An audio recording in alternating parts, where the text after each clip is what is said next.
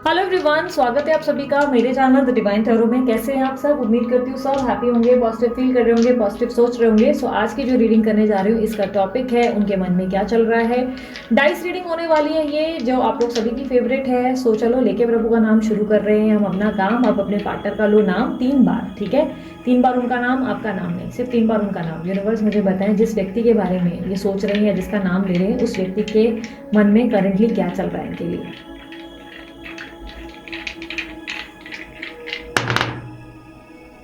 Energy.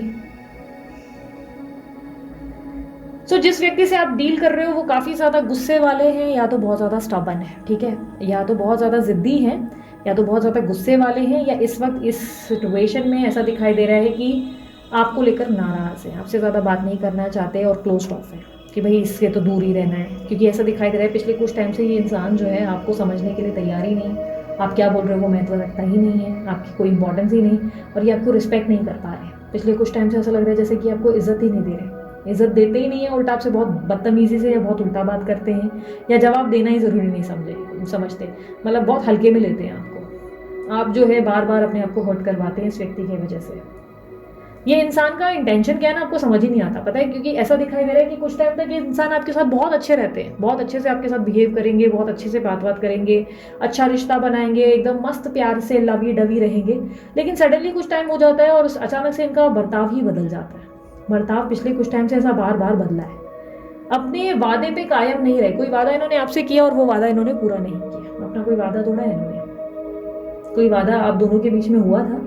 अब यहाँ पे ट्रस्ट इश्यूज भी हो सकते हैं, बहुत बुरी तरह हार्ट ब्रेक हुआ है, बहुत बुरी तरह इस व्यक्ति ने आपको हार्ट ब्रेक दिया है, बहुत दिल तोड़ा है आपका। इस व्यक्ति के पास मुझे ऐसा दिखाई दे रहा है मल्टीपल ऑप्शंस हैं, ठीक है? ऑप्शंस हैं, ऑप्शंस की कोई कमी नहीं है। अब हो सकता है या तो ये कहीं मैरिड है या कहीं ये कमिटेड है, या ये और ऑप्शंस देख रहे हैं आपके अलावा, ऐसा हो सकता है। क्योंकि कहीं ना कहीं ऐसा लग रहा है कि इनके पास मल्टीपल ऑफर्स हैं या ऑप्शंस हैं, जिसकी वजह से ये आपको बहुत लाइटली ले रहे हैं। इनको अपनी ज़िंदगी में ऐसा लग रहा है कि यार मुझे किसी चीज़ की कमी है क्या, ये नहीं तो ये सही, इस तरीके का थोड़ा सा एटीट्यूड है। नहीं, मैं पूरा नेगेटिव नहीं जाने वाली हूँ, रुको, मैं धीरे धीरे और आप लोगों को बताऊंगी जहाँ पे कुछ चीज़ें आपको पॉजिटिव भी देखने को मिलेंगी। बट इस वक्त के लिए मैं जो करंट चीज़ें आपको बता रही हूँ कि इनका प्रॉब्लम ये है कि इनकी ज़िंदगी में इनके पास बैकअप्स हैं, जिसकी वजह से ये आपको बहुत लाइटली लेते हैं। मतलब अगर आप इनसे 4 दिन बात नहीं करोगे, 4 महीने बात नहीं करोगे, इनको कोई फर्क नहीं पड़ना है, क्योंकि इनके पास ऑलरेडी बैकअप है, इनको ऑप्शन है दूसरी जगह, वो वहाँ ध्यान देंगे।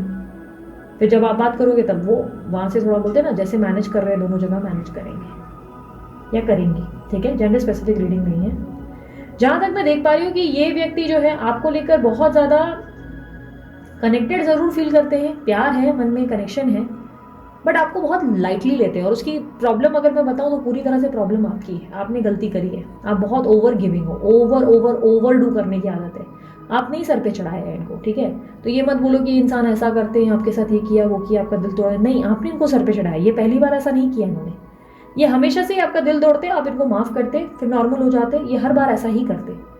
आपको इसी चक्कर में इस तरह करते करते ना इन्होंने आपकी वैल्यू समझना ही बंद कर दिया। कब इन्होंने आपकी कदर करना बंद कर दिया, कब आपको इज्जत देना बंद किया, आपको पता ही नहीं चला। कहीं ना कहीं मुझे ऐसा दिखाई दे रहा है कि इस व्यक्ति ने आपको बहुत ज़्यादा टेकन फॉर ग्रांटेड लिया, बहुत ज़्यादा। दिल कब टूटा पता ही नहीं चला। मतलब ऐसा लग रहा है कि जैसे कि अब आदत हो गई और इनको ये बहुत कैजुअल लगता है ये सब चीज़ें, कि completely fine, it's okay, so what, मैंने ये किया तो किया, इट्स ओके। मतलब उनको कोई बड़ी बात नहीं लगती, क्योंकि आप 50 बार बोल चुके हो मेरा दिल तोड़ दिया, तुमने मेरे साथ ऐसा किया, और उनको लग रहा है कि ठीक है ये रोज़ का है, ये इसको तो रोने की आदत है। समझे? ये इस इंसान ने आपको लाइटली लेना शुरू जो किया उसमें पूरी गलती आपकी है। क्योंकि ऐसा नहीं है कि इस इंसान में आपको लेकर मोह नहीं है, प्यार नहीं है। आप किसी की तरफ देखना तो शुरू करो। आप किसी को भाव दोगे, इनको हालत देखो फिर उनकी कैसी होती है, उनको प्रॉब्लम होना शुरू हो जाएगी।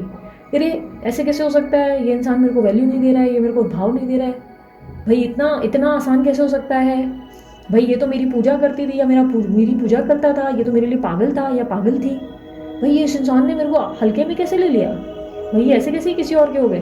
तब इनको देखो कितना जेलस हो जाएंगे, फिर रोने धोने लगेंगे आपके सामने। फिर इनको एकदम से ऐसा लगेगा कि शिट, ये मैंने क्या कर दिया, भाई मैंने इसकी इज्जत ही नहीं की। ये आपकी वर्थ समझेंगे, पर प्रॉब्लम ये है कि आपने इनको इतना ज़्यादा सर पे चढ़ाया है ना कि आप इनको वो वर्थ समझने ही नहीं दे पाए कभी। इसलिए अब इनको लग रहा है कि मैं जो भी कर रहा हूँ मैं सही कर रहा हूँ। ये आपके साथ कोल्ड है, बदतमीजी दिखा रहे हैं, ब्लॉक किया है, बात नहीं कर रहे। इनको लग रहा है ठीक है, इट्स ओके, चीज़ें ठीक हो जाएगी, इसको क्या है, इसको तो रोने की आदत है, ये फिर नॉर्मल हो जाएंगे, मैं फिर जाऊँगा, फिर माफ़ हो जाएंगे। तो इनके लिए प्यार बड़ा ना ऐसा हो चुका है जिसमें प्यार मजाक बन रहा है एक तरह से, कि प्यार का वैल्यू या इंपॉर्टेंस कहीं ना कहीं खत्म हो रहा है, which is not right. Okay, मुझे कहीं ना कहीं ऐसा भी दिखाई दे रहा है कि इस इंसान की तरफ से ये एनर्जी भी बहुत क्लियर है कि थोड़े से ये सेल्फिश हो गए, थोड़े से एक्चुअली ज़्यादा, मैं 60% कहूँगी ये इंसान सेल्फिश हो गए हैं आपको लेकर नहीं, सॉरी, ओवरऑल अपनी लाइफ को लेकर। मुझे जो सही लगेगा मैं करूँगा, मेरी मर्जी ही, मेरे रूल्स हैं, मेरी लाइफ है, मेरे को जो सही लगेगा मैं करूँगा, मुझे अच्छा लगेगा, मैं अपने हिसाब से चलूँगा। तुमको रहना है रहो, नहीं तो नहीं रहना है जाओ। मेरी तरफ से तुम्हें, अगर आप इनको बोलते हो ना तुम्हारी वजह से मैंने अपनी ज़िंदगी को रोक दिया या ऐसा गेम्स है, तो मैंने रोका था क्या? तुम जाओ अपने जीवन में, जियो अपनी ज़िंदगी को, मैंने बोला था। It's like that, being selfish. क्योंकि कॉन्फिडेंस है कि आप कहीं नहीं जाने वाले, कॉन्फिडेंस है, आपको रोने की आदत है, आप इनको माफ़ भी करोगे, इसलिए नॉर्मल है। इस व्यक्ति को बहुत ज़्यादा स्ट्रांगली पता है कि ये चाहे 10 जगह मुंह मारे पर आप कहीं मुंह नहीं मारने वाले, क्योंकि आप एक ऐसे इंसान हैं जो इनसे बहुत प्यार करते हैं। प्यार तो ये भी करते हैं, पर इनको बहुत अच्छे से पता है कि आपको माफ़ करना आता है आसानी से। 2 मीठी बात की, चारों खाने चित, आप पूरी तरह से एकदम, अरे ठीक है मैंने माफ़ कर दिया, कोई बात नहीं, इस तरह हो जाते हो आप, विच इज़ नॉट राइट। कभी कभी हमारे अपने बारे में हमें सोचना चाहिए, अपनी कदर करनी चाहिए। आपके पार्टनर आपको लेकर बहुत ज़्यादा इनसिक्योर भी होते हैं, जलसी है इनके अंदर, स्पेशली तब जब आप इनके अगेंस्ट जाकर किसी से बात करो। अगर इनको आपका कोई दोस्त नहीं पसंद, आप उससे ज़्यादा बातें कर रहे हो, ये आपको देखो कैसे बिहेव करते हैं आपके साथ, ये आपको बख्शेंगे नहीं। फिर आपकी बोलते ना गुस्सा फिर इनका देखने को मिलेगा, लेकिन उस गुस्से पे आप परेशान मत हो जाओ, डर मत जाओ, ओ मैंने इसलिए ऐसा किया, नहीं नहीं नहीं। आपका एक सिंपल हेयर कट भी होता है ना, तो ये नोटिस करते हैं कि आपका हेयर कट क्यों हुआ आज। भले ही ऐसे बताएंगे नहीं कि मेरा ध्यान गया तुमने हेयर कट कराया, नहीं, पर ये नोटिस कर रहे हैं कि यार इसने हेयर कट कराया है, अचानक इसने हेयर कट क्यों कराया, अब तो मैं कांटेक्ट में नहीं हूँ, तो ये किसको दिखाने के लिए इसने हेयर कट कराया, किसको दिखाने के लिए सलून गई या सलून गया, अचानक से इसने ये बियर्ड का ऐसा शेप क्यों लिया, भाई दाढ़ी ऐसी क्यों बनवाई। दिमाग चलता है इनका बहुत ज़्यादा। अगर आपको मैं बता दूं, आपको लगता है कि आपके पार्टनर को आपकी परवाह नहीं है, तो एक चीज़ मैं खुलकर बताऊं, आपको और आपके परिवार के सारे लोगों को ये बंदा स्टॉक करता होगा, ये बहुत क्लियर साइन है, बहुत क्लियर। ये इंसान बहुत क्लियरली आपको, आपके आसपास फ्रेंड्स हो, आपके फैमिली वाले हो, सबको स्टॉक कर रहे हैं ये, सबको, कि कहीं आपकी कोई फोटो दिख जाए, कहीं कुछ पता चल जाए किसी से।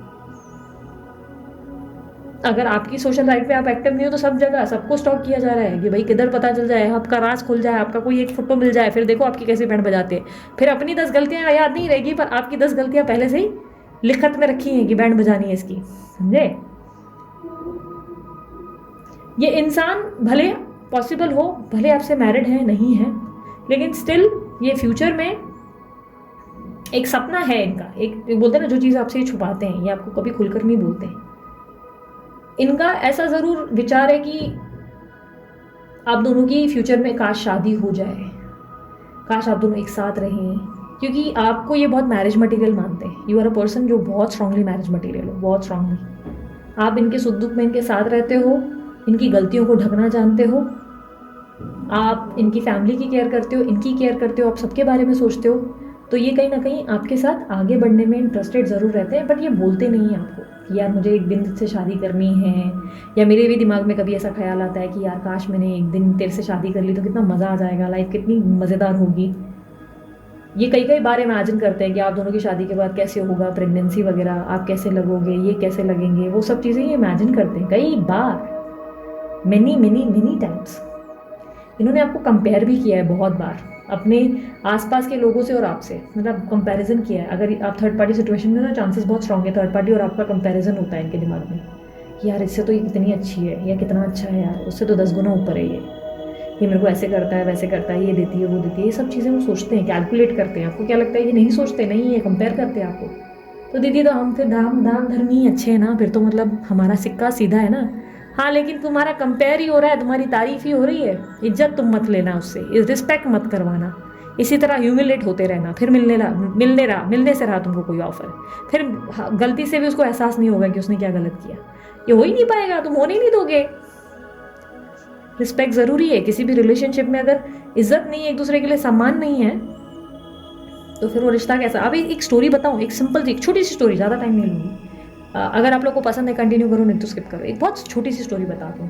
अभी शिव पार्वती की जोड़ी के बारे में सबको पता है, शिव शक्ति के बारे में कौन नहीं जानता। तो एक दिन क्या हुआ ना, माता पार्वती बड़ी गुस्से में, बहुत गुस्से में शिव जी के पास आई और शिव जी को बहुत गुस्से में उन्होंने कहा कि यार तुम कैसे पार्टनर हो मेरे, भाई कैसा तुम्हारा और मेरा रिश्ता है, सामने वाले मुझे अपमानित करते हैं या कुछ लोग जो मुझे मेरे साथ गलत कर रहे हैं, तो तुम मेरे पति होकर भी तुमने मुझे केयर नहीं की, सपोर्ट नहीं किया, तुमने मेरे लिए एक्शन ही नहीं लिया, तुमने मेरे लिए कुछ किया ही नहीं।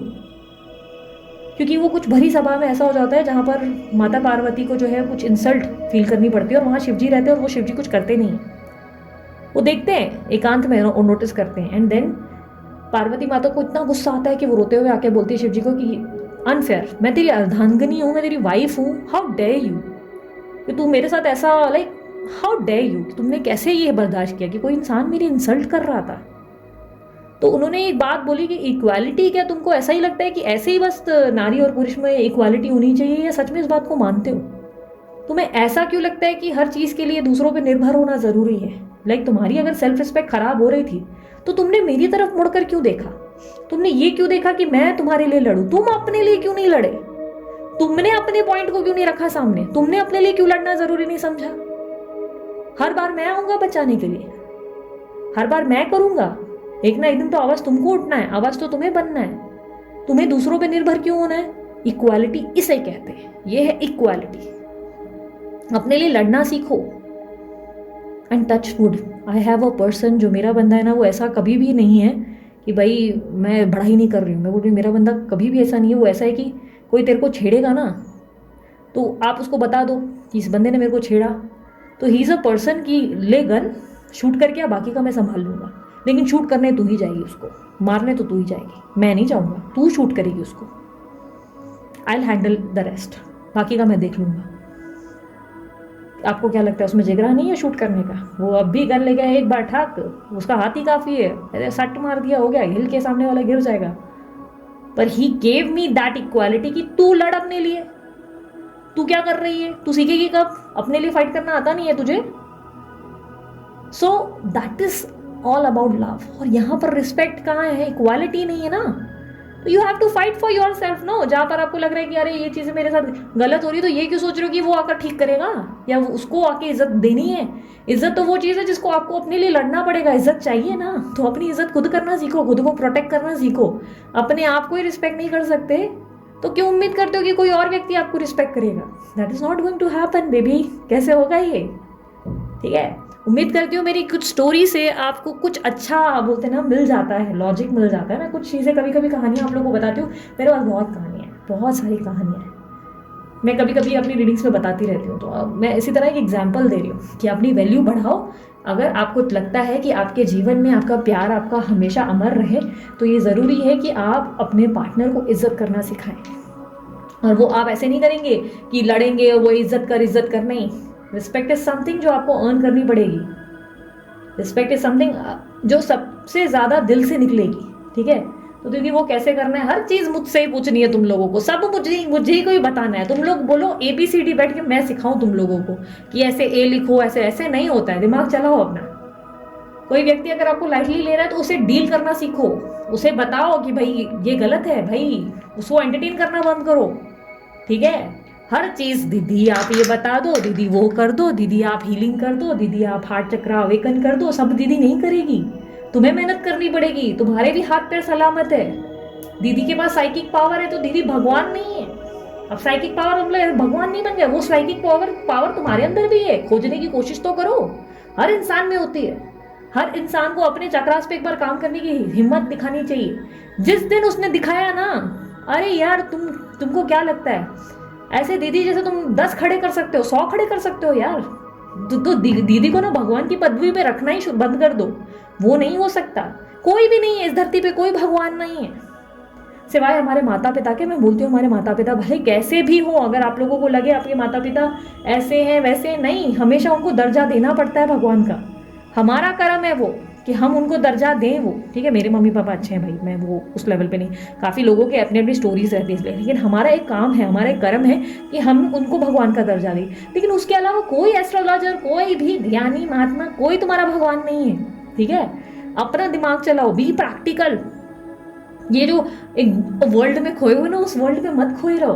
Practical advice low, guidance low, but सामने वाले को अपने से ऊपर समझना बेवकूफ़ी है। अपने आप को उस वैल्यू में और इम्पोर्टेंस में रखो, ठीक है? अपने पार्टनर को भी भगवान मत बनाओ, ओके?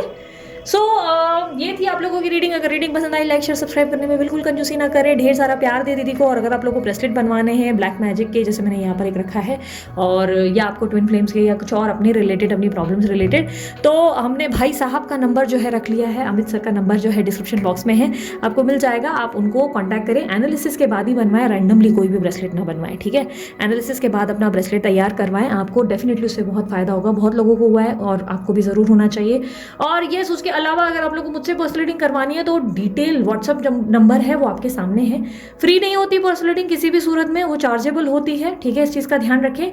और यस, डीपी पे ही आपको रेट दिख जाते हैं। अगर हम लोग की बुकिंग बंद होती है तो आपको बुकिंग क्लोज दिखाई देती है, ठीक है। सो अभी के लिए इतना ही, मैं चलती हूँ। अपना ध्यान रखें, मुस्कुराते रहें। बाय, टेक केयर, ओम साई राम।